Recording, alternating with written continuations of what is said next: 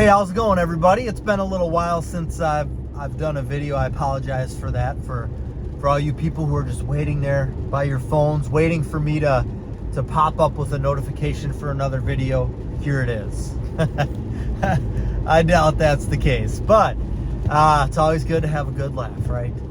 So what I want to talk to you about today is financing. With when it comes to building a spec home, taking that first step in wanting to be a home builder, whether that's building a spec home or just taking that first step and becoming a home builder and starting to explore things, the financing is such a key piece of the whole process. It seems like it can easily be one of the biggest tasks to overcome if this is something that you want to do. But then it kind of depends on where you live. You know, that's the weird thing is, you know, you would think that banks pretty much have, you know, certain limitations and things that they need to kind of stick to. But it's really not the case. I mean, big banks like a Chase Bank, US Bank, Wells Fargo, I've said in past videos, those are not the types of banks that you want to go and talk to about getting a construction loan, or if you've got somebody that wants you to build them a home and they need to get a construction loan. Those big national banks are not user-friendly when it comes to that. And honestly, I don't even think that they do construction loans. I know for certain some of the ones I just named do not do construction loans. So not all banks do construction loans. So that's kind of the first thing, is when you are starting off this process, and it's probably never too early to start this. I mean, if you are even thinking, hey, this is something that I want to do or explore 2 years, 5 years from now, it's definitely not too early to start looking for a bank and having some conversations with the bank, because the worst thing to happen is that you're all ready to go now. You want to do this, you've got some capital saved up, money, cash, and now all of a sudden you go to the bank and it's becoming a difficult task. You can't find a bank that wants to work with you because you haven't built any homes before, you've got no track record. Whatever the reason may be, you can't get a construction loan from a bank. So now you got to start thinking about different scenarios and of what you can do, and we'll get into that as well. But that would be the first thing, is finding a bank. And chances are you're not just gonna walk into a bank and they're gonna say, yeah, we want to work with you, let us know how much you want for this home build, we'll give it to you, just pay us back when you're done. It's definitely not going to be that easy. It'd be nice if it was. But so the first thing is, when you're looking for a bank, what I have found with my experience is that a smaller local bank, so not a Chase Bank, not a Wells Fargo, not that there's anything wrong with Chase. I actually have my personal and a business account through them, but I do with a small local bank too. But that's aside from the point. So not a Wells Fargo, not a US Bank, not a Chase Bank, but a smaller local credit union or bank is what you want to look for. And when I say smaller local, that means that, you know, they've got their initial branch, and then maybe they've got 3 or 4 other branches in the area. That would be my definition of a smaller local bank, or a credit union. Same thing with the credit union. So those types of institutions are going to be more likely to, number one, even do a construction loan, because when we're talking about all this, the first requirement that a bank needs to have in order to work with you is they need to be able to do construction loans, or they've done construction loans in the past. So if it's a small local bank but they don't do construction loans, well, that's not going to help. I've got other videos that talk about construction loans. I will put a link for one of those videos in the description of this one, so you can see and get more detail on what a construction loan is. Also, before I move on, I do want to mention real quick, I've got a couple coaching consulting services for both new construction salespeople and those of you who want to build your first spec home or become a home builder. And I've got different offerings from $5 a month. I've got a Facebook group that includes videos. It includes forms and checklists that I use, all kinds of stuff for $5 a month. And I answer all the questions in that Facebook group, and we're up to 33 people in there. So it's pretty cool. I've got another step above there for $35 a month. That includes everything that was in that $5 per month, but then there's also twice a month, once a month, Zoom live Q&A calls. So we all kind of get together on a call there. And then I've got a more expensive one, which is a 1 hour phone call per month. We cover the most ground in that, but I'll put details in the details below for that. So moving on, small local bank that does construction loans. So ideally, you can find one of these banks that does construction loans. You can go in and you can approach this one of two ways. One way is you say, hey, I want to build a house and sell it. So I want to get a commercial spec loan. Now it seems like there's going to be more difficulty doing that than the other path that you can take. The other path that you can take is going into a bank and just saying, hey, I want to get a construction loan to build a home for myself, and leave it at that. So you do intend to sell. Maybe you don't. Maybe you're just going to keep it for a little bit, but you're just getting the construction loan for yourself. Now, it seems more likely from people that I've talked with and just my own experience that it's easier for a bank to just lend you the money personally, as long as you've got good standing. Maybe you own the land and you're just building the home for yourself, as opposed to, I want, because when a bank hears spec home, that can maybe worry them a little. They think, okay, investor, what if something happens with the market and he can't sell the home? Then, we're liable for it. We're going to be holding this. And definitely a bank does not want to be in that scenario. So that would be one of two ways, though. You could first go in, if you've got enough time in front of you, say this is something 2 to 5 years out that you're going to be doing. You go in there, you say, hey, look, I'm going to be a home builder. I'm going to start building homes, and I would like to know what you are going to require from me in order for me to get a spec home loan from you. And they'll say, well, we don't do that, or this is what we require. We require 20% down. Some of that can be the equity in the home that you own and live in. Some of that could be the equity in the lot if you own the lot. It can just be cash. Whatever the scenario is, you want to know when the time comes, what credit score do I have to have? What type of, maybe they'll want a personal assets sheet that kind of shows what your net worth is and all that type of stuff, which is something that you could do all of this stuff way ahead of time, so that once you get to the point in which you're ready to do something, you've already done all the legwork and everything should be good to go. Again, the other avenue is just letting them know that you want to get a construction loan for yourself to build your own home, and what do I need to do in order for that? So they are going to require that you put down less money if you're getting a construction loan to build your own personal home for yourself, not to sell. They're only going to require, at least a lot of the banks in my area, only 5% down. We as a builder, when we go to the bank and we say, okay, we're going to build a spec home here, we want to get a spec home loan to do that, they're going to be requiring 20 to 25% down. So there's a difference there, and the interest rate is a lot more when you're getting a spec home construction loan, because it's considered a commercial loan. So rates are going up right now. It could be 6% for that commercial construction type loan that you would need to get. So those are kind of the two different avenues that you can approach when you are going into a bank and starting that conversation with somebody.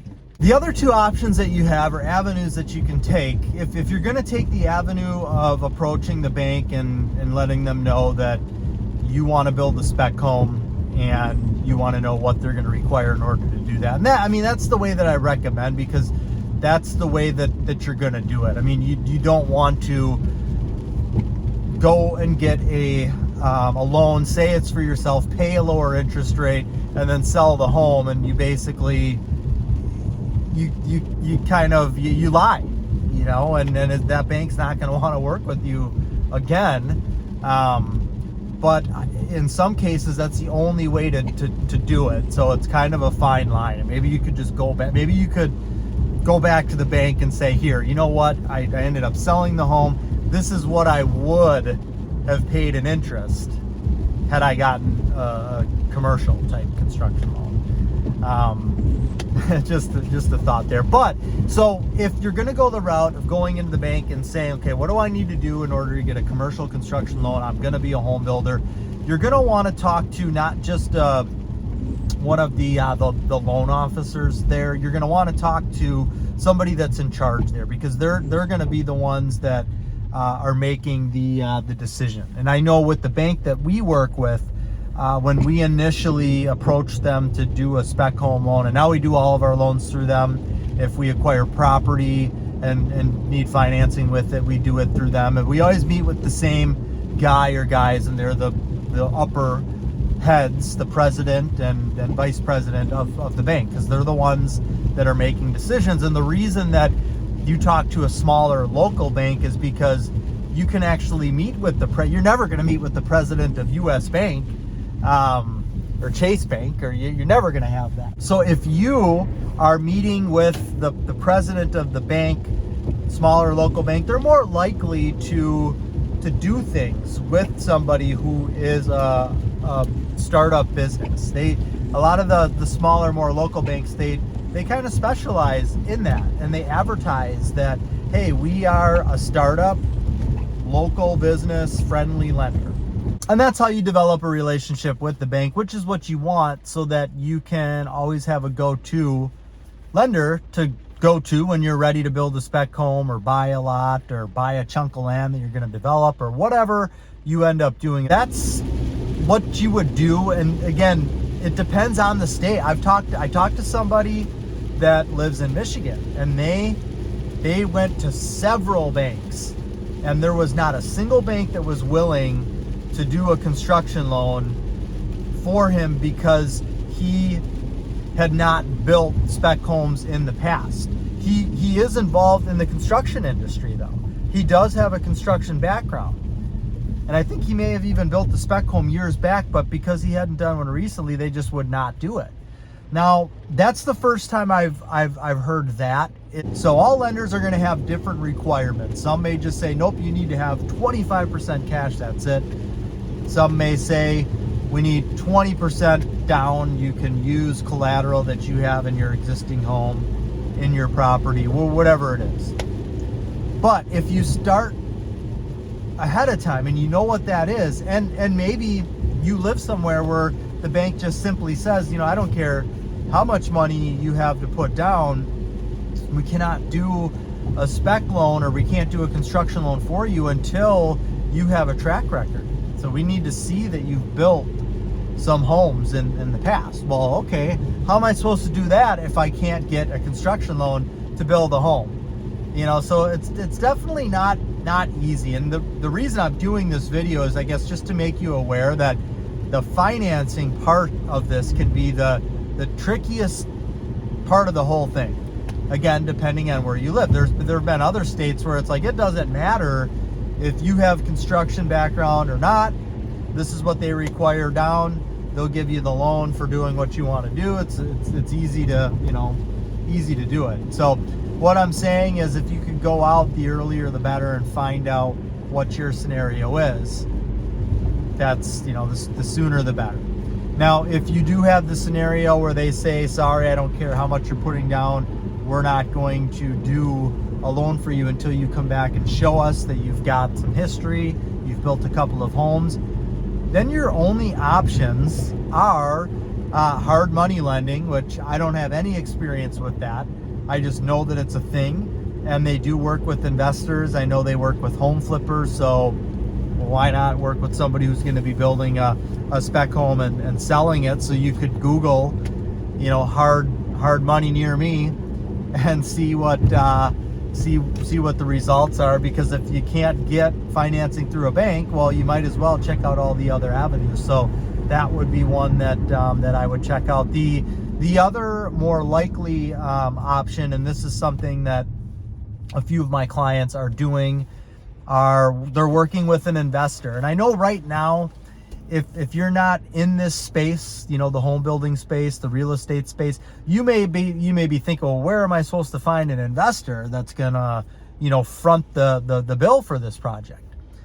Well, you know, once you start to kind of get in the mindset of I'm going to do this, you're starting to look into more real estate things. You're naturally starting to attract things that are, you know, real estate and home building, and you might run into somebody. Your ears are a little more, you're listening for different things now. All of a sudden your realtor buddy pops in your head. Yeah, I know that guy. Maybe I'll call him and see if he works with anybody that is a real estate investor. Because a real estate investor, or somebody who's just an investor, they're a lot of times open to a lot of different things, and really it might just come down to how well you can sell that investor.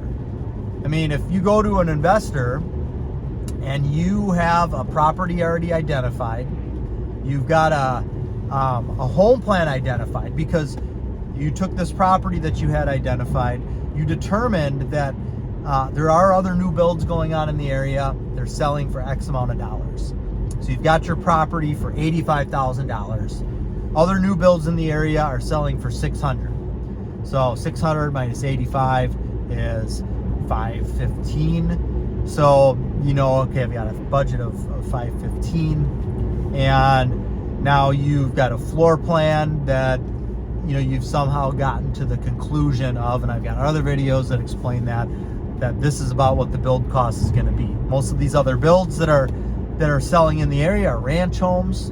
So you're showing him all of this research. You're putting together a market analysis, and you're saying, hey, look, I've got this lot identified for X amount of dollars. If we build this floor plan or this type of home on this lot, this is approximately what the all-in cost is. This is what the sales price is. This is how quickly things are selling. There's a demand for this. You know, you're showing all of the information that's needed for an investor to say, it's a good investment, let's do it. So the investor's part of it is the money, and then your part of it is everything else, basically. And then you can decide, and the investor is gonna decide what is a fair split there. You know, if I approach an investor and they're gonna pay cash for everything, they're like, just tell me how much it is and I'll front the bill, and then you do everything else. To me, that's a 50-50. You know, otherwise I wouldn't have been able to do this without him. So you can kind of think up your own terms there. But if an investor is going to pay for everything, you get to do everything else, then that's kind of an even. You know, you're both bringing equal things to the table. If the investor is somebody that say they're able to get a loan, or they're not having to do cash for everything, but they're able to get some type of financing, so they're not putting out hundreds of thousands of dollars, but they're still allowing and taking care of the financing, then maybe it's a little, maybe your percentage is more than 50%. Really, it's just going to come down to what are both sides happy with, and that's going to end up being a good transaction. So that's the alternative if you can't get lending, and you can start talking with realtors that you can kind of start to be in tune with different things, and ideally, and I mean, it's not like this is crazy. There are clients of mine that are working with investors, and again, once you get it, I'm in the real estate industry, and I have been for quite some time, so I've got like a whole list of hey, if a property comes up that can be developed, I'm calling this guy.